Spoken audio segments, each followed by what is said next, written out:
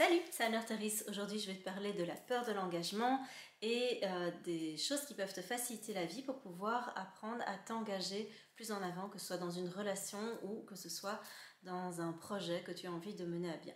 Alors, cette peur de l'engagement, elle peut arriver dans le cas où tu as une vision de l'engagement comme étant quelque chose qui emprisonne, comme quelque chose qui va te priver d'une certaine liberté et qui va t'obliger à aller dans une direction à laquelle tu vas devoir te tenir absolument, donc quelque chose qui te condamne quelque part à emprunter une certaine voie. Alors évidemment, si tu prends l'engagement sous cet angle-là, ça fait complètement flipper et ça fait peur à n'importe qui. En fait, cette peur de l'engagement, elle va arriver en fonction de deux blessures que tu peux avoir en toile de fond.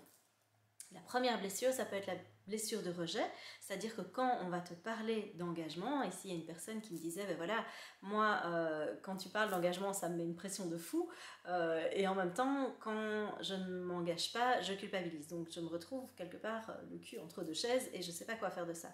Et donc là, tu peux voir que quand tu as ce genre de difficulté par rapport à l'engagement, en fait c'est une blessure de rejet qui apparaît, et cette blessure de rejet, elle te dit quelque part de manière inconsciente, si tu t'engages, tu vas perdre ta liberté, tu vas être obligé d'aller dans une seule direction, tu vas plus pouvoir choisir autre chose, et quelque part, il y a des peurs qui vont se réveiller, comme la peur de décevoir, il va y avoir la peur de l'échec, il va y avoir la peur de souffrir. Toutes ces peurs-là, elles vont remonter et elles vont faire que tu vas te dire, oh mon Dieu, non, moi je ne peux pas m'engager, ça ne va pas être possible, je préfère ne pas prendre de risques, et donc comme je ne prends pas de risques, quelque part, voilà, j'hésite, je ne prends pas une direction précise et je ne m'engage pas dans grand chose. Donc ça, c'est une direction, la direction qu'on prend quand on a une blessure de rejet.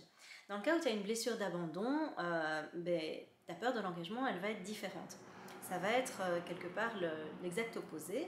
Dans cette peur-là, tu vas avoir peur que l'autre ne s'engage pas. Tu vas avoir peur que l'autre quelque part ne cherche pas avec toi une certaine stabilité, une certaine sécurité, et donc quelque part abandonne la direction que toi tu veux prendre avec cette autre personne. Dans le cas où tu as une peur d'abandon, par rapport à un projet professionnel par exemple, cette peur d'abandon va venir se réveiller avec d'autres peurs qui vont dire, mais moi j'arriverai pas au bout de ce projet, je risque d'abandonner. Donc c'est vraiment ça la teinte de fond. Je ne vais pas réussir à avoir suffisamment d'énergie, à avoir suffisamment de courage, à avoir suffisamment de ténacité quelque part pour pouvoir m'engager par rapport à ce projet que j'ai envie de mener à bien, que ce soit un projet de construire dans une relation ou un projet que toi tu as envie de mener par rapport à quelque chose qui te tient à cœur, que ce soit professionnel, que ce soit dans le domaine d'un loisir ou autre. Donc, comment on fait avec ces peurs-là? Mais en fait, l'idée, c'est que dans un premier temps, moi, ce que je t'invite à faire, c'est dédramatise l'engagement.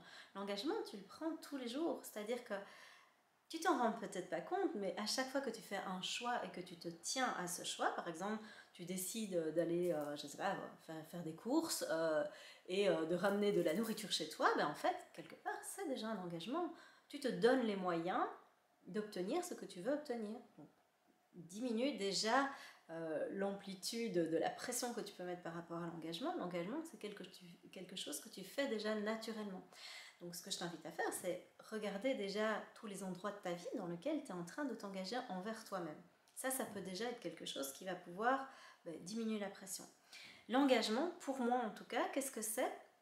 Ça, c'est vraiment quelque chose qui m'a permis de complètement dédramatiser ce qu'est l'engagement. C'est juste le fait que tu vas te donner les moyens d'obtenir quelque chose que tu souhaites vraiment obtenir ou réaliser simplement parce que ça a du sens pour toi, simplement parce que ça te fait plaisir.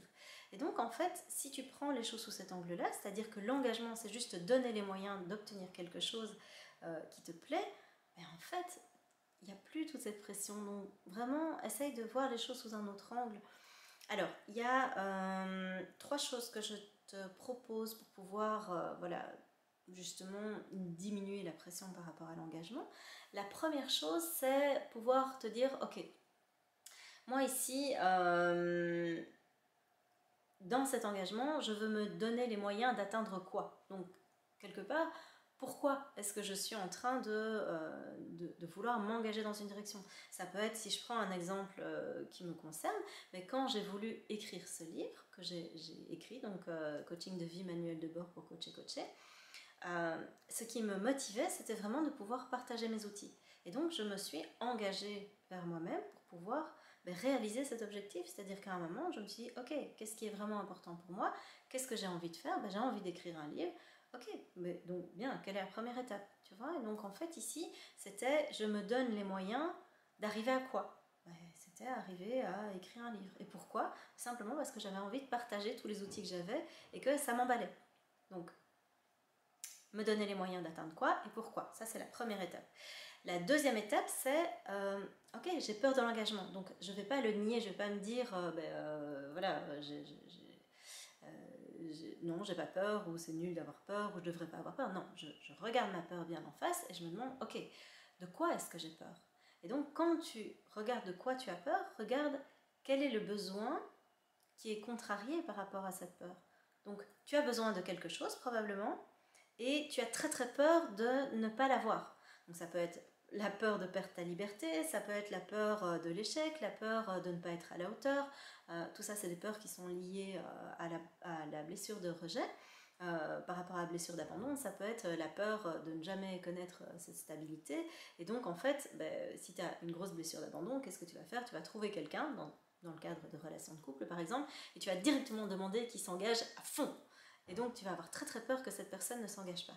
Donc, moi, dans une de mes relations précédentes, c'est ce que j'ai connu. J'avais une personne en face de moi qui avait une blessure d'abandon, et après un mois où on était ensemble, elle m'a demandé ok, on habite ensemble. Et moi, j'ai fait je suis pas prête. Et après, c'était quand est-ce que tu es prête? Quand est-ce que tu vas être prête? Quand est-ce que tu vas t'engager? Est-ce que tu veux t'engager? Et donc, ça me mettait une pression de fou. Donc, qu'est-ce qui s'est passé? Ça n'a pas tenu, tout simplement, parce qu'il y avait trop de pression. Donc, demande-toi, quand tu as peur, soit que l'autre ne s'engage pas, soit toi de ne pas réussir à t'engager, qu'est-ce qu'il y a comme peur en dessous? Là, c'était la peur de ne pas être sécurisé, mais ça ne m'appartenait pas de sécuriser l'autre. Donc, en fait, si tu te retrouves là-dedans, si tu sens que quelque chose ne sonne pas juste, qu'il y a une peur qui survient, ou qu'il y a un blocage qui survient par rapport à l'engagement, demande-toi pourquoi ça coince. Qu'est-ce qui fait que c'est pas fluide? Et donc là, reviens à toi et demande-toi quels sont mes besoins, indépendamment de ce que l'autre propose ou propose pas, ou voilà. Donc reviens à toi et demande-toi quels sont tes besoins. Ça, c'est la deuxième chose. Et la troisième chose, c'est pourquoi est-ce que tu as envie de t'engager? Donc identifie quelle est la raison qui fait que tu as envie de t'engager. Est-ce que vraiment c'est un truc qui te fait vraiment trop kiffer? Donc par exemple, si je reprends le cadre d'une relation de couple, pourquoi tu auras envie de t'engager avec cette personne? Donc s'engager, on va juste remettre les choses à leur place, c'est juste d'aller un tout petit peu plus loin avec la personne, et ça peut être de la voir plus souvent, ça peut être de partir en vacances avec cette personne, ça peut être effectivement d'habiter avec cette personne, ou de se marier, ou de faire des enfants, et là on a des niveaux d'engagement qui sont vraiment déjà très élevés. Et donc demande-toi pour des petits niveaux d'engagement, pourquoi tu as envie de faire ça? Qu'est-ce qui te drive? Qu'est-ce qui te motive? Qu'est-ce qui t'anime? Est-ce que tu as envie de t'engager vraiment parce que ça te fait kiffer? Auquel cas, top, génial, c'est juste que ça te donne l'information que tu es prêt pour le step suivant. Et le step suivant, c'est juste, cool, on est bien ensemble et on a juste envie de construire quelque chose d'un tout petit peu plus élevé ensemble. On va un petit peu plus loin ensemble. On n'est pas obligé de se marier après un mois, hein. Enfin, on va juste diminuer le niveau d'engagement. Enfin, voilà. Après, tu peux faire des petits steps. Demande-toi quel serait le niveau d'engagement acceptable par rapport à la personne à laquelle tu penses. Et donc, c'est vraiment de pouvoir décomposer et te demander pourquoi. Si tu le fais parce que tu veux plaire à ta famille, que tu veux plaire socialement, parce que c'est comme ça qu'on fait, parce que ça fait déjà 10 ans que tu es avec la personne et que maintenant il est temps de se marier, franchement je te le déconseille, parce que là tu n'es pas en train de le faire en référence interne, tu le fais pas pour toi, tu le fais pour quelqu'un d'autre. Si tu le fais pour quelqu'un d'autre, tu vas perdre le sens de ce que tu fais. Donc ne le fais pas si ça n'a pas de sens pour toi, c'est vraiment super important. Regarde toujours pourquoi tu as envie de t'engager. Si c'est par rapport à un projet, pourquoi est-ce que tu as envie, je sais pas moi, de créer ce projet qui te tient tellement à cœur? Pourquoi est-ce que tu as envie de t'engager, je sais pas, dans un programme qui va te permettre, comme ceux que je propose, de nettoyer tes blessures? Moi, c'est quelque chose que je demande souvent, c'est est-ce que tu es prêt à t'engager? Alors, le est-ce que tu es prêt à t'engager dans le cadre de mes programmes à moi, c'est est-ce que tu es prêt à te donner les moyens d'obtenir ce que tu souhaites. Ça veut dire, est-ce que tu es prêt à dégager du temps dans tes journées pour faire les exercices? Est-ce que tu es prêt à pouvoir à un moment revenir vers moi en disant simplement, waouh, là c'est compliqué, j'ai besoin d'un coup de main, sachant que je suis là et que je le propose. Donc en fait, tu vois, le niveau d'engagement n'est pas juste dingue non plus. Il faut aussi arrêter de te mettre une pression de fou. Il n'y a pas d'échec ou de pas échec, c'est juste tu avances un pas après l'autre. Et chaque fois que tu fais un pas vers toi, c'est un pas qui est fait vers toi, c'est cool, tu t'es engagé en fait. Ça veut dire que tu as fait preuve d'une certaine fiabilité envers toi. Et les jours où tu n'y arrives pas, c'est aussi pouvoir te dire, waouh, aujourd'hui j'y suis pas arrivée, qu'est-ce qui a fait simplement que j'y suis pas arrivée? Pourquoi j'y suis pas arrivée? Et d'être doux et bienveillant envers toi, et ça c'est aussi s'engager. Là où tu ne t'engagerais pas, c'est pouvoir aller partir dans des comportements de fuite qui sont non mais aujourd'hui je veux plutôt faire autre chose ou j'ai pas envie de voir, ça me fait peur, etc.